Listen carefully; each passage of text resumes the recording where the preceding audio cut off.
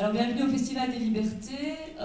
Quand il a été décidé que le thème de cette année serait les murs, évidemment, on a tout de suite pensé aux prisons, puisque c'est l'emblème même des murs qui enferment.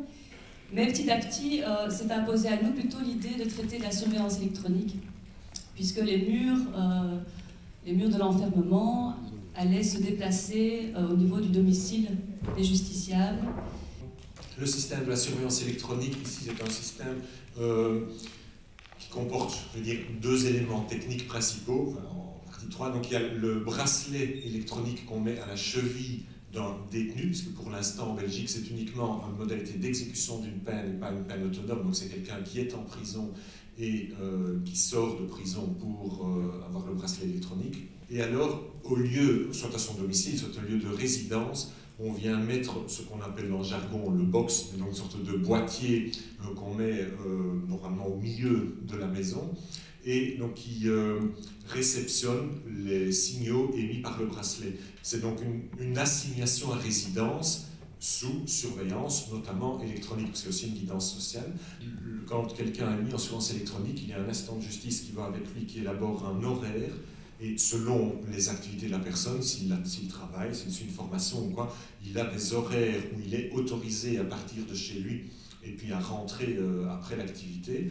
Et donc le système de surveillance électronique vérifie si aux heures où il doit être chez lui, il est chez lui, et aux heures où il ne doit pas être chez lui, il n'est pas chez lui.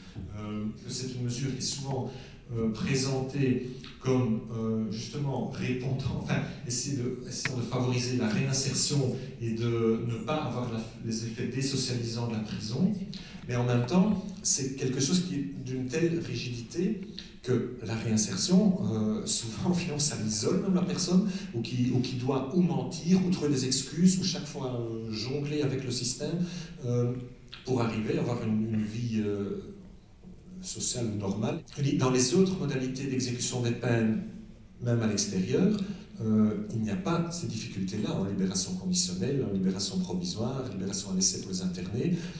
Il y a une demande d'un voisin, d'un parent, d'élève, d'un employeur ou quoi, on peut le traiter très facilement. Et ici, c'est l'aspect vraiment rigide, horaire, qui vient empêcher toute une série de choses.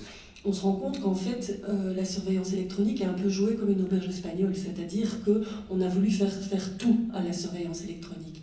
La surveillance électronique, c'est le gadget technologique qui accompagne une mesure pénale, et que tout l'enjeu est de savoir de quelle mesure pénale parle-t-on. Et quand on regarde en Belgique et qu'on veut identifier de quelle mesure pénale parle-t-on, eh bien on ne parvient pas fondamentalement à l'identifier. Avant de parler de surveillance électronique, il faut se poser la question de quelle mesure pénale veut-on contrôler électroniquement. Et alors, une fois qu'on s'est fixé sur cette mesure-là, eh bien, les modalités de cette surveillance électronique peuvent être différentes.